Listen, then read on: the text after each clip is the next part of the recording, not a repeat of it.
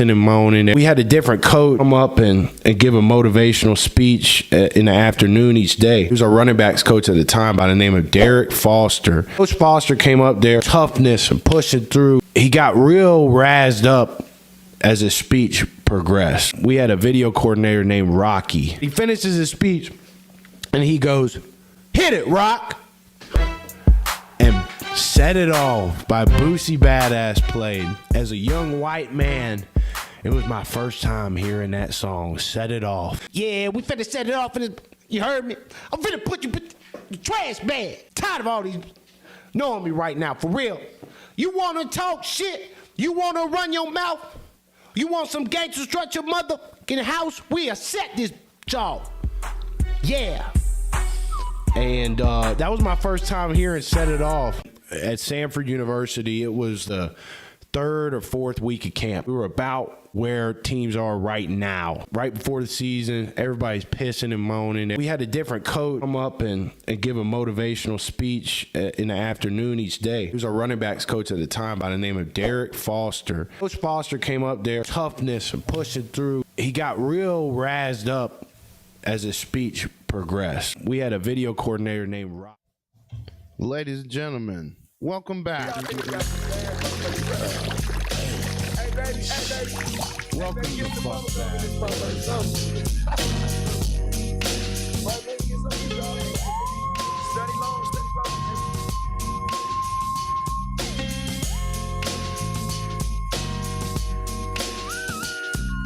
With so much drama in the LBC, it's kind of hard being Snoop D-O double G, but I somehow, some way keep coming up with funky ass shit like every single day. May I kick a little something for the G's and make a few ends as I breeze through 2 in the morning and the party still jumping cause my mama ain't home. I got bitches in the living room getting it on and they ain't leaving till 6 in the morning. So what you wanna do? Shit, I got a pocket full of rubbers and my homeboys do too. So turn off the lights and close the doors. But what? We don't let them. Yeah. So we gon' smoke an ounce to this. G's up, hoes down while you fuzz bounce to this. Smoking and down. Laid back. With my mind on my money and my money on my mind. All right. Welcome back to the show. This is In the Jar, episode 102. I actually realized yesterday that I had miscalculated the amount of episodes on the podcast. There were a couple. I do it with the thumbnail. It doesn't really matter, but we eclipsed episode 100 3 episodes ago. So that's pretty cool to see. I would have celebrated it if I knew it was episode 100, but nonetheless, I went to bed last night, and I get these little widgets on my phone updating me on sports happenings, let's just say, active games going on, baseball games, specifically the World Series. I have a widget on my phone that is consistently updating me. And I wasn't really paying much attention to my phone. I wasn't really paying much attention to what was going on in that Game 3. And I'm obviously on the West Coast. So by about 10 p.m., 10:30 p.m., you anticipate Game 3 of the World Series to be over with. And like the little bad boy I was, I had a little toke of smoke and fell into the rabbit hole on a Joey Diaz podcast, a great comedian, Joey Coco Diaz. Love to listen to Uncle Joey in the evening. And then I saw that Tucker Carlson had released an episode, a Potter, if you will, with Nick Fuentes. And I got sucked into that for 30 minutes. And by the time I looked up, it was about 11:30 my time here in Arizona. And the World Series game was still going. And I think it went well beyond when I finally laid my head down to sleep. I think it went till about midnight. 18 innings. October Magic, they call it. Now, the Dodgers end up winning 6-5. Freddie Freeman walk-off home run in the bottom of the 18th inning. It was a 6-hour, 39-minute baseball game. Tied the record.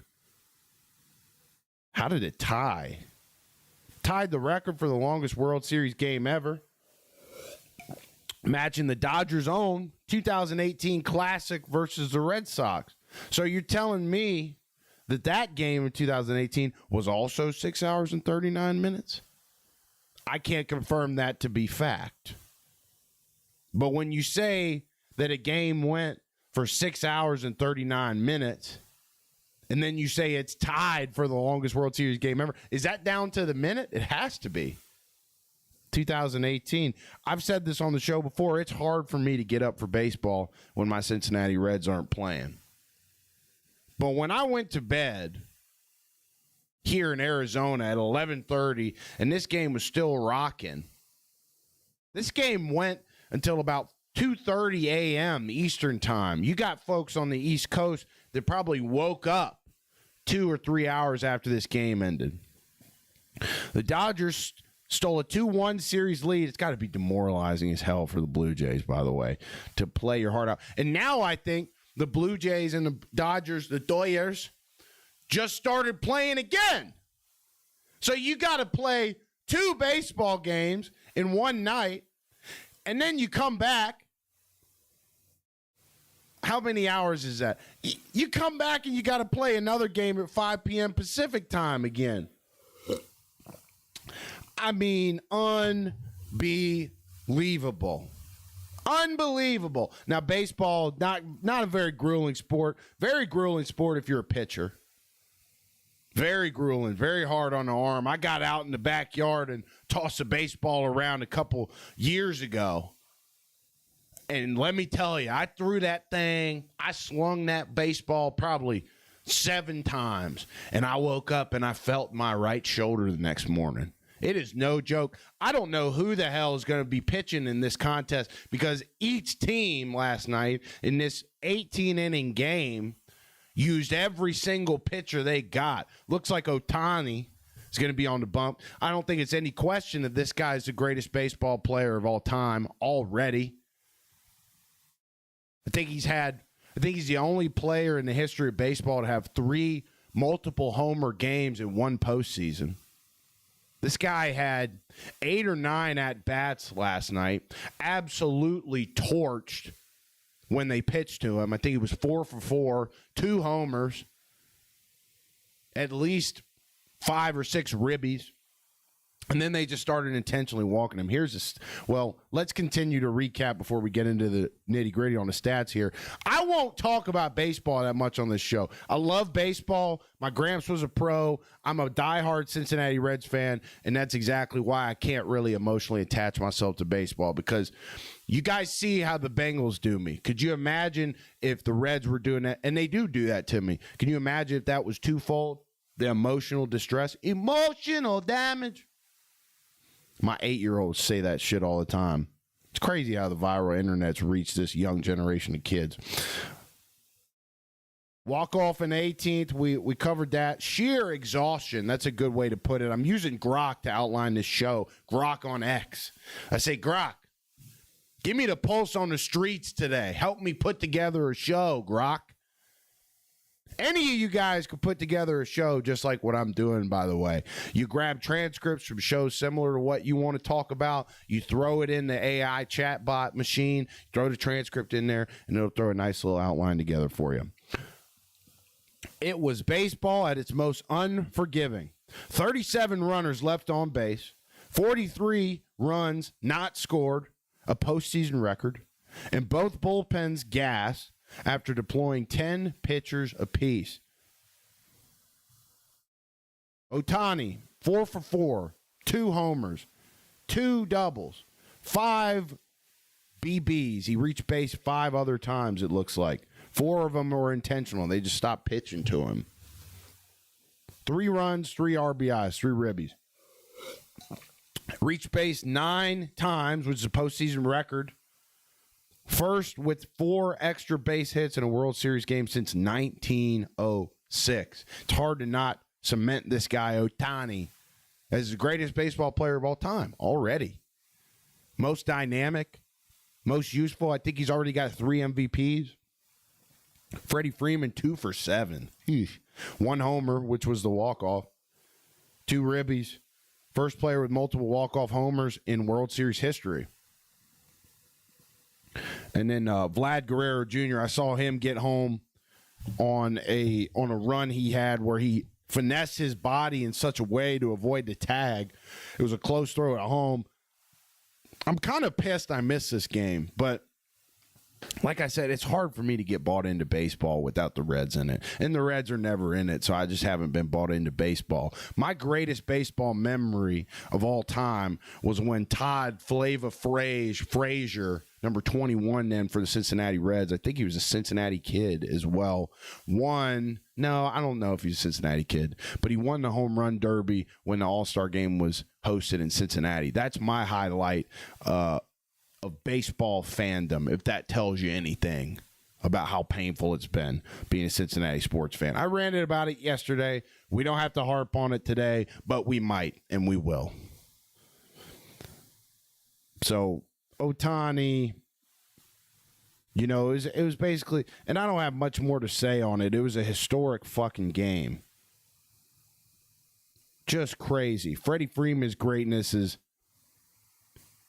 obviously up there as well, at least in terms of postseason success. That's how I like to look at players in terms of their overall greatness. How did they play when the lights were brightest? And Freddie Freeman's one of those guys that seems to continually come through, seems to continually be in the mix, whether it was back when he was in Atlanta, they won the World Series with him, or in LA now with this super roster that literally nobody outside of Southern California wants to see.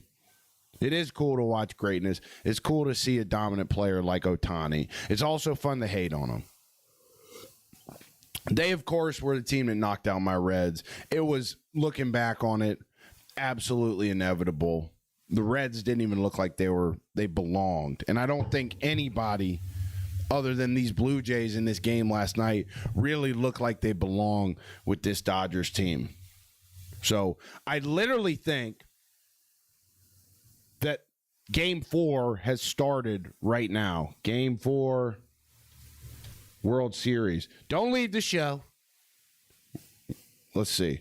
Yeah, today it's starting in about an hour. Perfect. So if we got baseball fans in here, you guys can hang tight, and then we'll be wrapping right when this Game 4 of the World Series commences. I can't imagine how exhausted these guys must be.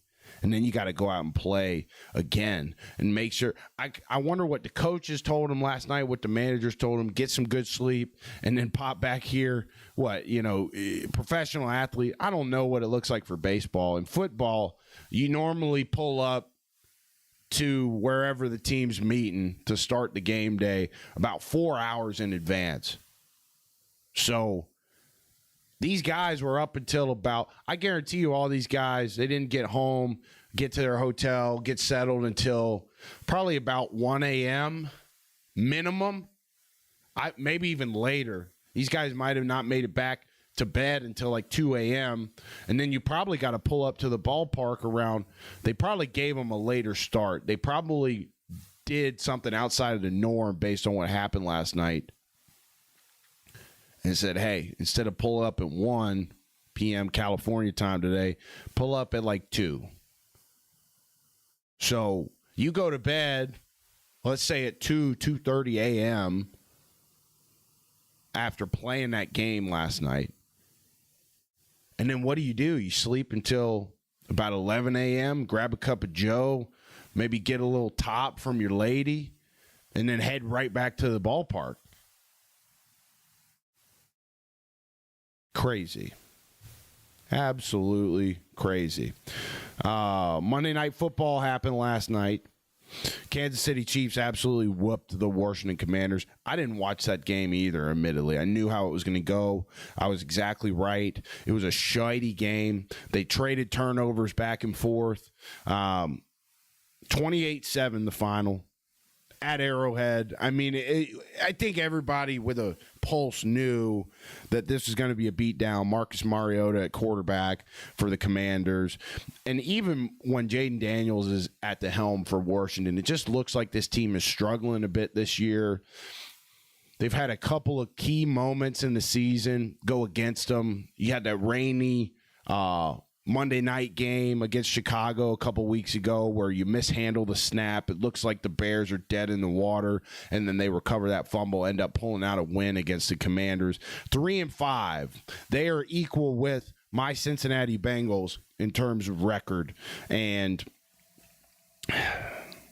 I thought they were going to be more respectable than this. I thought Dan Quinn had a really good thing going. I thought Jaden Daniels had a really good thing going. And let's not get down on them too bad. The Chiefs is still the Chiefs. Pains me to say that. It also pains me to say this, but we got to give a dose of reality to everybody watching this show. The Chiefs-Bengals rivalry is no more. The Chiefs aren't even thinking about the guys in stripes anymore. And it's completely at the expense of the Bengals organization. Let me expand on that. The Bengals organization has done this to themselves. I read an article. I didn't mean to make this about the Bengals. I read an article today talking about the downfall of the Bengals organization since the Super Bowl run. And it's just really sad to read. It's a bunch of self-imposed moves, letting guys walk. And really the point of the entire article I read about the Bengals' downfall to this point was talking about the lack of leaders on defense. The common denominator with the Bengals Super Bowl team in 2021, 2022 was that they had leaders on defense. Jesse Bates at safety, DJ Reader in the D line, and they let these guys walk. Pivotal moments in the history of the franchise, at least right now. Because the defense, it just doesn't have any leaders. They don't have anybody step up. You think Jordan Battle's going to step up and be a leader? No. The only guy on defense with a C on his chest requested a trade. Trey Hendrickson wants out. You know, we'll talk about trade deadline rumors. People are still. I think the Trey Hendrickson trade talk is finally dead. It's clear Cincinnati's going to ask for an arm and a leg to get to trade Trey away, but. You got names like Quinnen Williams. You got I'll go into that here in a minute. Let's finish recapping the Monday night game. Chiefs improved at 5-3. Chiefs is still the Chiefs. Everybody's really high on them now. I think the Colts are still a better team. I think the Colts are the most dominant team in the NFL right now in a weak AFC. Mahomes. 25 for 34. I think he started off really shaky. 299 yards, 3 touchdowns, 2 picks, both of them in the first half. 15 rushing yards. Bounced back after a shaky start with a stellar second half. Averaged 8.9 yards per play on 3 touchdown drives of 80 yards, 75 yards, and 94 yards. They marched 94 yards at one point. Kareem Hunt really taking on a big role in this Chiefs offense. 2 touchdowns, 1 on the ground, 1 through the air. Only 11 yards on 3 carries. I take that back. He must not have as big of a role as I think. Looks like Isaiah Pacheco's hurt. So who else was getting carries? Were they just throwing every play? I didn't watch the game. I didn't think it was worth watching, and I was at jiu-jitsu. Those Monday night games are always tough for me to watch because I go to jiu-jitsu, and then normally they're over by then because I'm in Arizona. Kelsey had a vintage game. I think he's got now the most touchdowns in Chiefs history, 83. 6 catches, 99 yards, and a touchdown. He tied. So he tied Priest Holmes. I remember old Priest Holmes, making me feel old today. 83 touchdowns, tied for the most in Chiefs history. He'll obviously break that. Rashee Rice, the hit and run man. 9 catches, 93 yards, and a tud. 18-yard touchdown in the fourth quarter. opens up the offense. And this is what's scary about the Chiefs. They let this guy loose, Rashee Rice, and it's a problem early in the season. Bacon soda. Thank you, Loyal, for the sub. Appreciate it, brother or sister. Yeah, where was I going? I forget.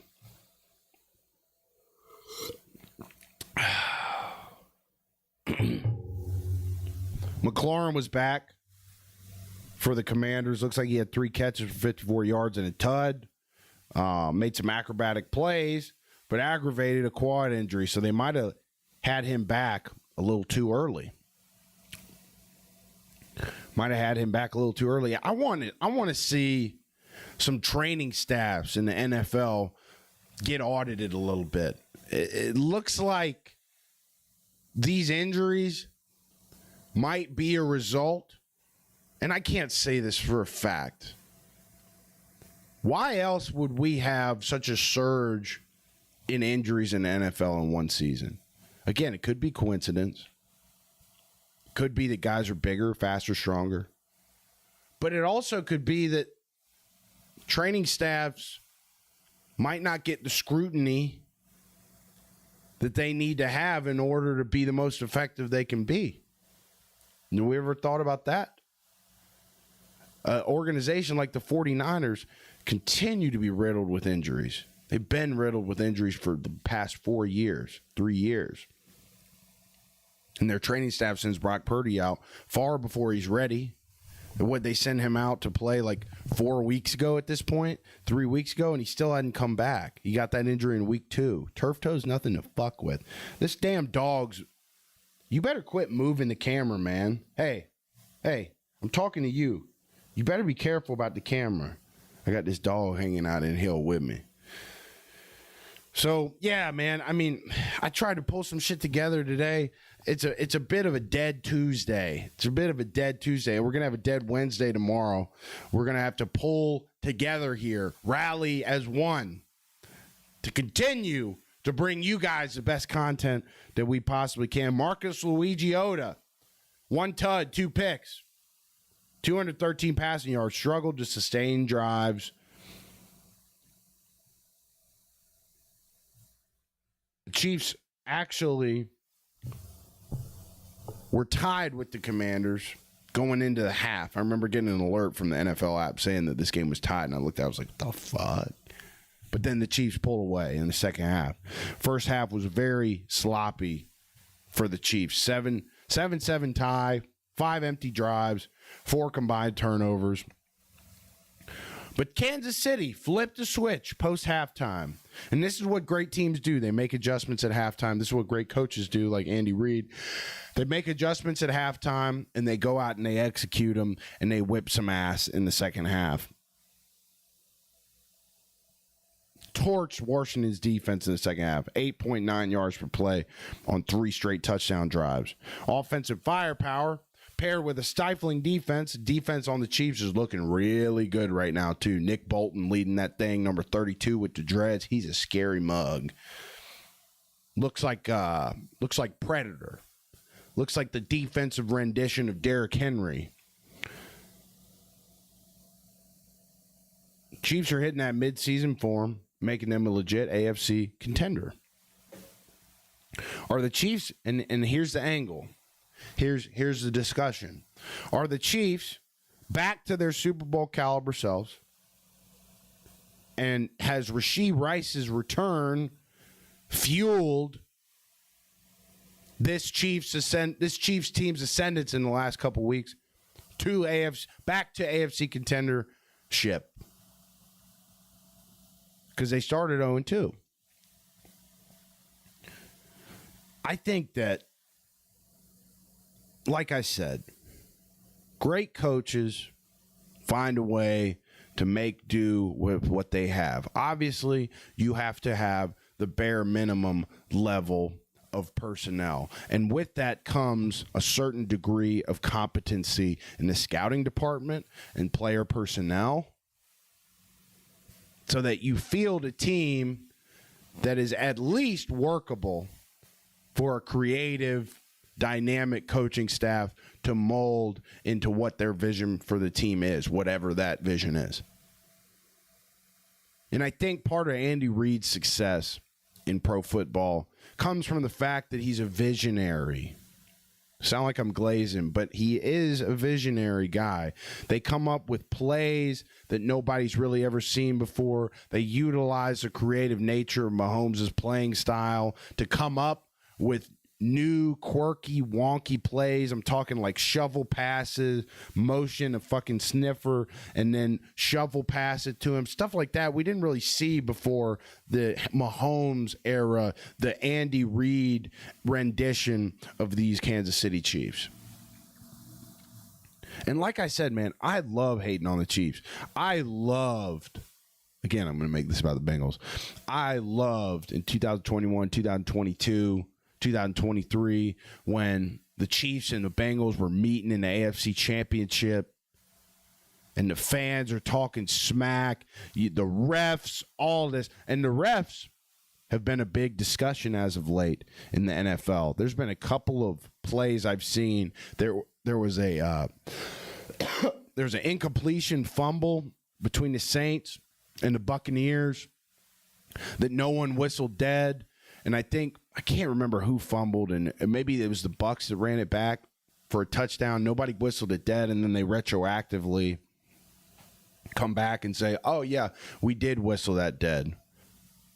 That's a suspendable offense, in my opinion. The NFL's really got to figure out what they want to do with the refereeing situation. I don't know why referees aren't full-time employees within the league. I don't know why these referees are 1099 employees. I think it hurts the integrity of the game. And I think you're going to see, we're already seeing it with the NBA. I think you're going to see a lot of bad shit come out in the next couple years around sports gambling and how that's become widely legal and how that might have affected the integrity of games everywhere. I don't think that the gambling stuff is just going to affect the integrity of the game in basketball. I think it's affecting the integrity of games in every sport. And I think it's going to become a real problem. We've let the cat out of the bag. It's much like, if you look at some of these changes that have been made in sports with the NIL and college sports and sports gambling becoming widely available, accepted, not taboo,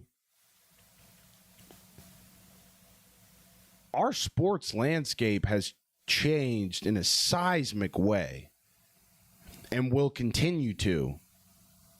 And so who is it on to uphold the integrity of the game? We just saw a kid, number 7 for LSU. I think he was an impactful player on that team as well. Brian Kelly getting fired might have had something to do with it. But number 7 for LSU, I can't remember his name. He's a defensive player.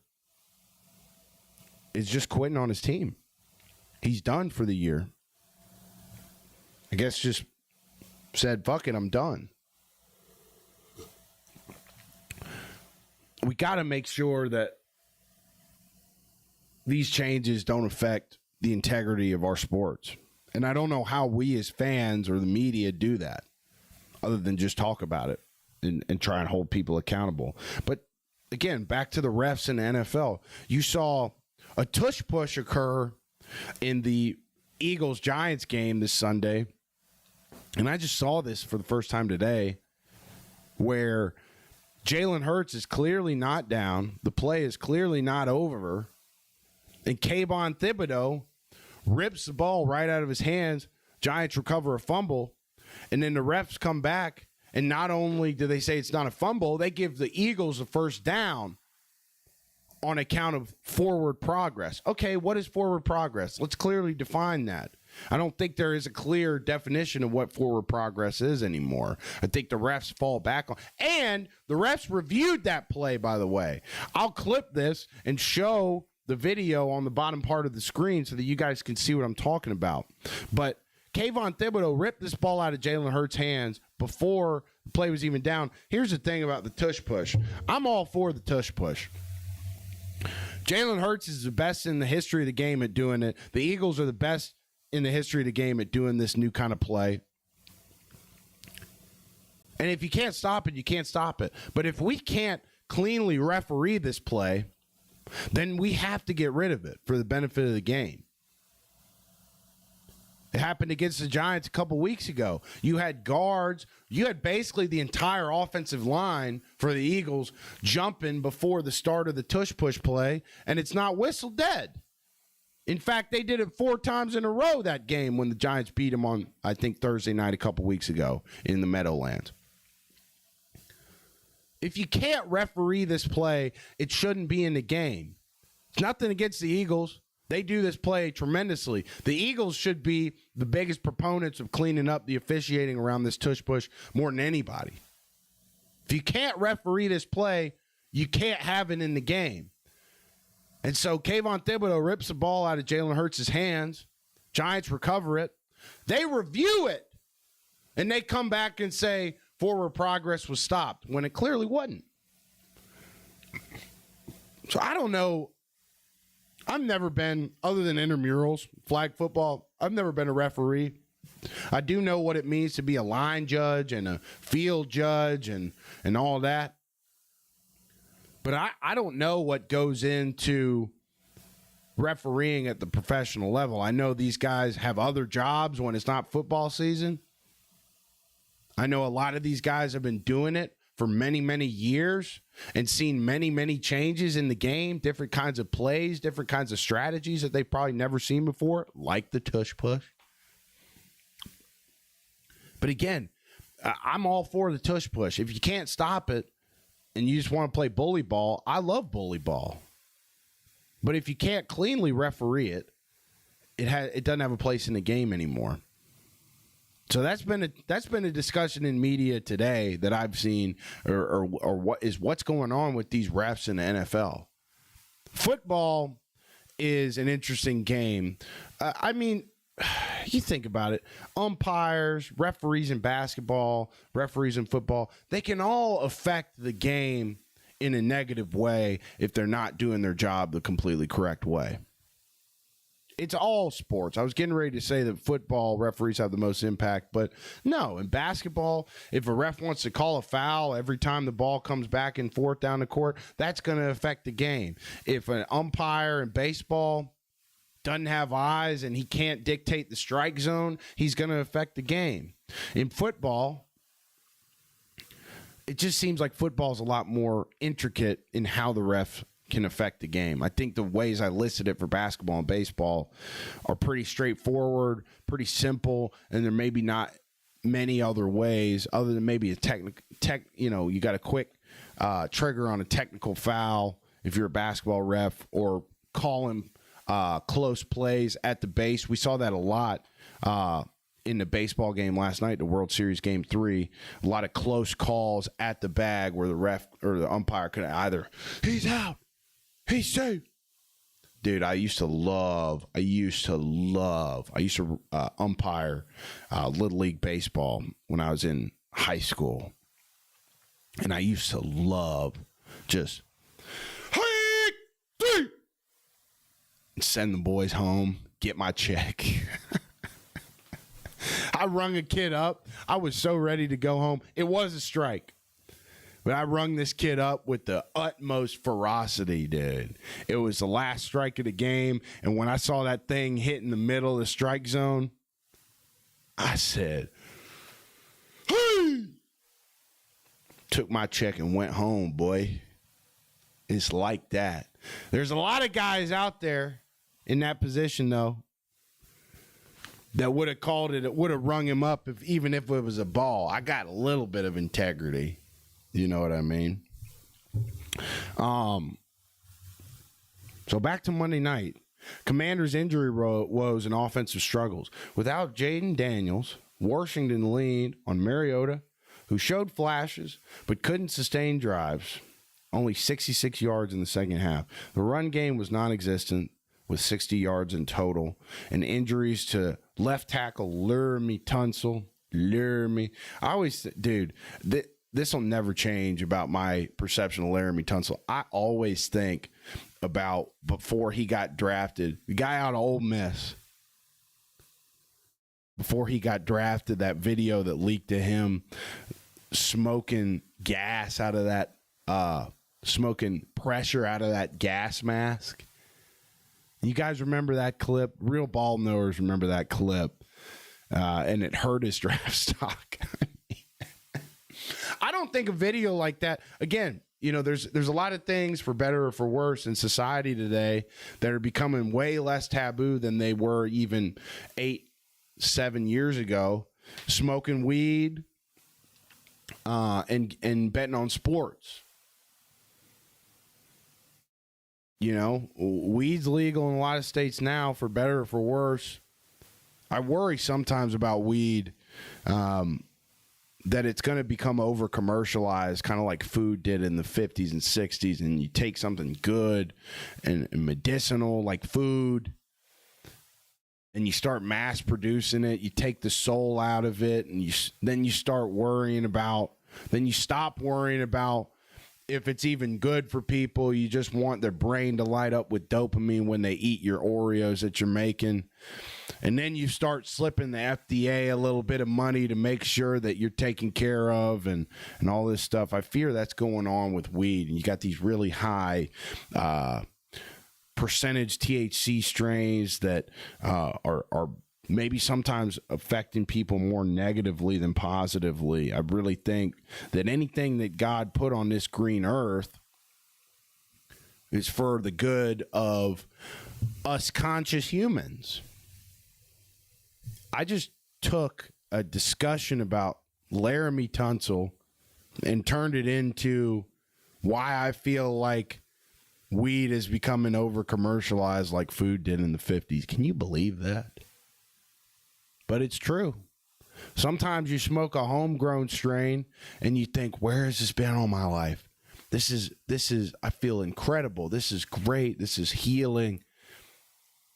And then sometimes you smoke a strain from the local dispensary that, maybe threw some pesticides on them plants. Maybe put some stuff in it to make it grow faster and more robust. Kind of like when you shoot up chickens with hormones and they got these big thick thighs, and you eat it and it's like, you can tell there's something kind of not as natural about it. Anyway, every time I see Laramie Tunsil's name, I think of that gas mask video from before he got drafted and how he spiraled in the draft after that. I don't know if that happens today. I really don't. I think it's football players have always smoked weed. A lot of football players have always smoked weed. I wish as a football player that I had found weed a little sooner. I was scared shitless to smoke weed when I was playing ball, especially in college, because in college football, the NCAA can come in and test everyone in your program on a day's notice. They show up that morning, and you got to piss in the cup for these guys. And I never got tested by the NCAA, but I was always petrified, because if you pop for even a little bit of THC in your system as a collegiate athlete, and I'm not sure if this is still the case. I haven't heard anything to prove that it isn't. If you pop for even a little bit of THC in your system, you cannot darken the doorstep of the facility for 365 days. For a walk-on like I was, that's a death sentence. You're done. Your career's over. They might have you back, but chances are they won't really care to. So I was always petrified to smoke weed in college, but they would give you so many other, and this isn't, I'm not saying anything. I just realized I forgot to turn on the lights on the set. I don't think it looks bad. This isn't a testament against anybody I spent time with. I always had a great relationship with my trainers in college football. I always had a great relationship with most of the coaches. But they'll get, when you get hurt, man, like let's say you have a bad injury. I don't know if you guys probably can't see that scar on my arm. God forbid you smoke weed to deal with that pain. They'll just give you some medical pharmaceutical type stuff that doesn't help you, just covers up the pain. And so when you play a violent sport like football, you gotta stretch. You gotta do stuff like, I wish I knew what I knew today as a college athlete. I really do. I wonder how my career would have been different, but it doesn't do us any justice to talk about what ifs. If man. Where was I going with that? I think too, it's a high-strung sport. It's a violent sport, football. And I wonder if I hadn't found marijuana earlier in my playing career, that maybe I would have dropped my shoulders down a little bit. Maybe I wouldn't have been so high-strung during all those practices, all those games.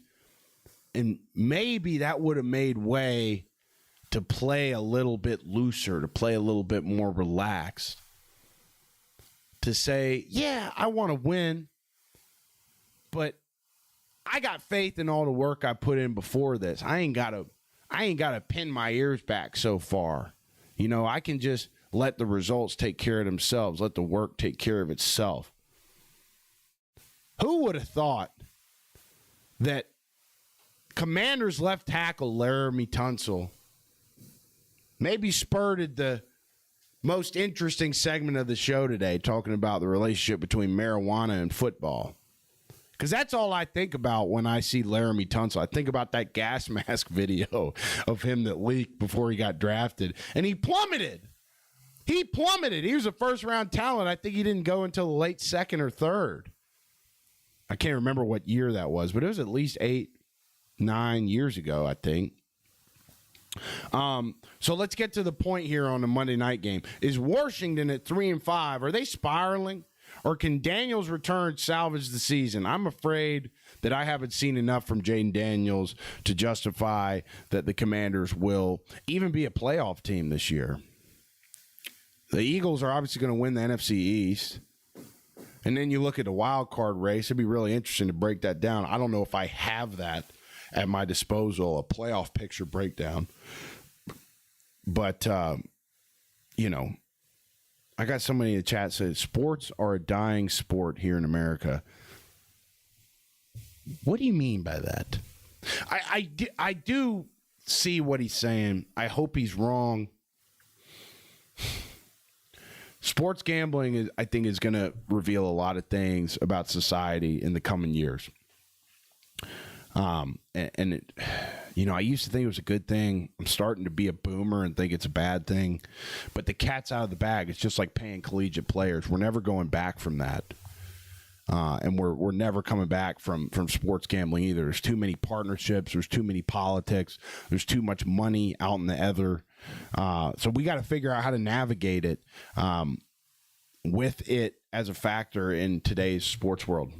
But I do think Washington's spiraling a little bit. It'll be interesting to see how they respond. I've been right and wrong about a few things this season, mostly right, but sometimes we're wrong. I was wrong about Jake Browning, and god damn, Flacco's apparently day-to-day with the Bengals. You talk about spiraling.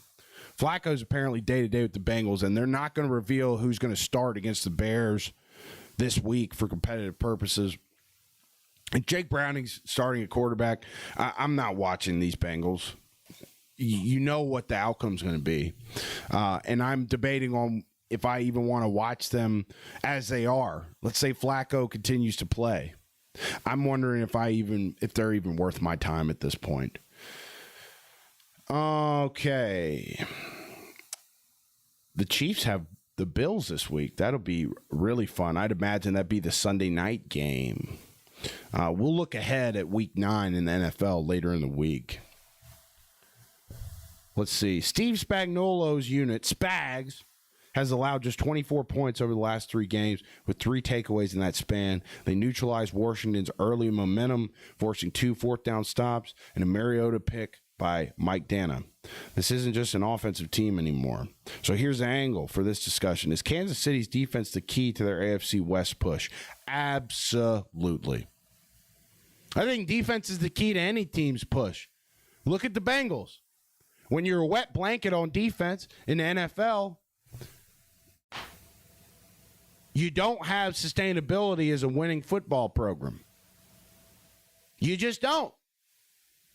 Look at the Bengals as a prime example of that. We focus on the flashy players on offense. And I love Jamar Chase. I love T. Higgins. I love Joe Burrow. But when you donate, you're not donating. When you allocating all that cap space to 3 offensive players, it's going to be really hard to put together a good defense. And then you have a numbskull scouting department. We got into all that yesterday. If you want to hear my rant about that, go to yesterday's show. So with the deadline, and we're at about 45 minutes, I might send you guys off into the sunset here in a couple minutes. Trade deadline's coming up. Names like Breece Hall for the Jets. You know, the Jets look like they're going to be sellers even with this fucking win against Cincinnati on Sunday. Do they trade Breece Hall to a contender? Aaron Glenn dismissed it as rumors earlier this month. But do the Bills... I mean, no. The Bills wouldn't go after Breece Hall. The Lions wouldn't need Breece Hall. The Ravens... maybe they could benefit from having him. But you got King Henry. Plenty of interest in this explosive back who's averaging 4.8 yards per carry but stuck on a sinking ship. Trading him could net a day 2 pick, but the Jets' massive ask price might ice everybody out. And that's the thing. You got 2 impactful players for the Jets, supposedly on the trade block as we approach the November 4th trade deadline in the NFL. Quinnen Williams on the defensive side at that 3 technique. And then you got Breece Hall. But here's the thing. And this is why I think maybe the NFL trade deadline, I think it'll be exciting. I don't want to make that take that the NFL trade deadline will be deader than people think. But you look at Breece Hall, the asking price for him is going to be high from the Jets. Apparently, the Jets are seeking a first rounder for Quinnen Williams. I don't think anybody's going to consent to that. But again, the shape that the Jets are in, even after this fucking win against my Bengals, might force them to sell lower than they want. I know that the Bengals are getting tons of calls about Trey Hendrickson, but again, teams calling about Trey Hendrickson, teams calling the Bengals about Trey, trying to get a good deal. It's going to be about like talking to a brick wall. And I know this front office better than a lot of people. So would it be that way with the Jets? Do the Jets not deal? I think the Jets deal at least one of those guys. I think the Jets are in a position where they're going to have to compromise on somebody as we approach this trade deadline. Breece Hall is 24. And he's got dual threat ability in the run game and a passing game, and it would make for a really dynamic addition to an offense with a contender. And I'm sure he'd be perfectly happy to go play for a team that is in the mix. We got some Saints receivers on a trade block, and I think the asking price for these guys might be more realistic. Rashid Shaheed, who's a great player, and Chris Olave, who's also a great player. Schefter said on McAfee that he bet the Saints move at least one receiver, with calls pouring in for Olave, elite route runner with 500 yards, more than 500 yards, and speedster Shaheed. Shaheed's one of the fastest. I think Shaheed has the record this season in the NFL for fastest miles per hour during a live play. So I think that likelihood that the Saints trade a receiver is about 8 out of 10. Again, the Saints, they benched Spencer Rattler this week in favor of rookie quarterback out of Louisville, Tyler Shaw. So we'll see how this plays out. It looks like the Saints are going to be tanking. gonna be tanking. We covered Quinnen Williams. Jacoby Myers, a receiver for the Raiders, requested a trade a while ago. I think he said this team is ass to the press early in the year. But the Raiders are asking a high price. Again, this is the common trend we're seeing with the NFL trade deadline approaching. Teams are tanking teams that are in seller positions are asking a lot for these players, which is stalling out deals. And that looks to be the case with Raiders receiver Jacoby Myers. He requested a trade in camp, actually, and he reiterated it recently.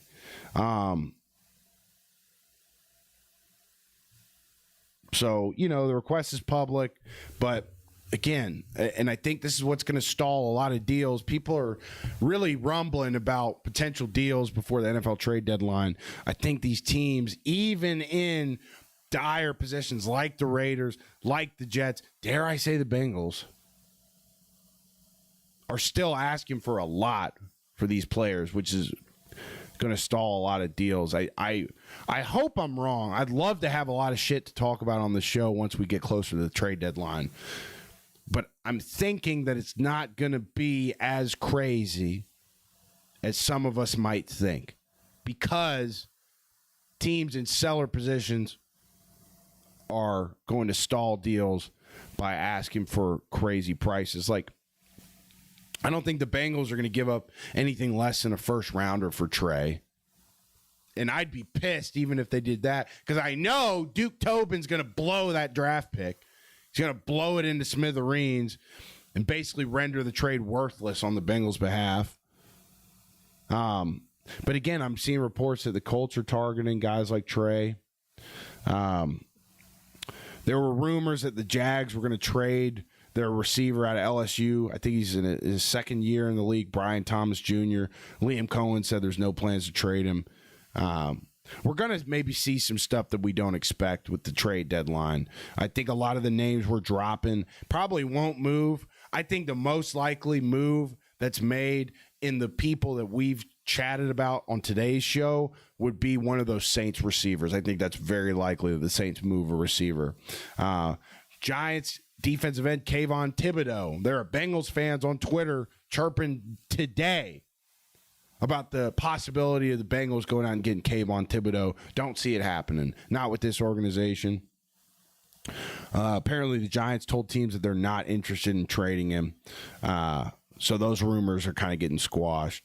And then Eagles are eyeing corners amid A.J. Brown drama. Cryptic post fuel trade talk by A.J. Brown, but focus is adding corners like Broncos' Jaquan McMillan. There's no panic for the Eagles, obviously. Titans as sellers. Vikings looking for a quarterback. Overall, I think we can expect maybe 10 deals coming up on this trade deadline. It looks like the most likely folks to trade guys, at least in big trades, would be the Jets with Breece Hall and Quinnen Williams. Breece Hall, his price is pretty high coming off that performance against Cincinnati. And, of course, Quinnen Williams is a premier run stopper. I'd love to see him in Cincinnati, but I fear that after losing to the Jets on Sunday, that the Bengals will no longer be buyers. I hope I'm wrong. I don't think they're in a position to be buyers right now. I got some shit to figure out. I would be excited if the Bengals signed a defensive playmaker, but this is a team game. It's really, really ignorant, in my opinion, to think that one defensive player, even if it's a star player like Kayvon Thibodeau, I think it's ignorant for me to say that the Bengals signing one guy would fix the whole defense. Might cover up a few cuts, but it's not going to heal them. Okay. I think that's where we're going to wrap it today, ladies and gentlemen. Hey, if you're just popping in, I appreciate you watching. And I imagine the algorithm wouldn't have brought you here if you didn't like football. And if you like football, you're going to love our channel, even when the studio lights are off. You're going to love our channel. And so if I could take an inch from you watching and turn it into a yard or even a mile, I'm only going to ask you for one thing, and that's to subscribe to the channel. It helps us out. Eventually, we want to make money off of this thing, start paying guys to put the production together, to put the thumbnails together, to put the set together so that I can come with the best juice every single day. Every single sub counts, and I appreciate anybody that chooses to do that. It's the only thing I'm ever going to ask you to do on this show. We also got replays of the show on this very channel. All the more reasons to subscribe. Even more reasons to subscribe. We do some Madden streams. We do some daily clips so that you don't have to watch the whole thing if you don't want to. And we also offer this podcast on all audio platforms, all of them, big or small. You can find it on any audio platform you get your podcast, and that's updated daily. So if you're a Spotify guy, you want to make your girl listen to this show in the car, learn a little bit about what's going on in the football world, college and pro, I advise you to head over to Spotify. But obviously, if you're watching this video rendition of the live show, the main prerogative is for you to subscribe on YouTube. But if you want to go to Spotify, leave us a 5-star review. That is tremendous to me as well. And that's the end of my show promo there. It's been a good day on In the Jar, and we'll be back tomorrow to cover whatever develops between now and 6-ish Eastern tomorrow. Ladies and gentlemen, hope you guys have an incredible night. Go watch the World Series game. That's starting in 9 minutes. And until then,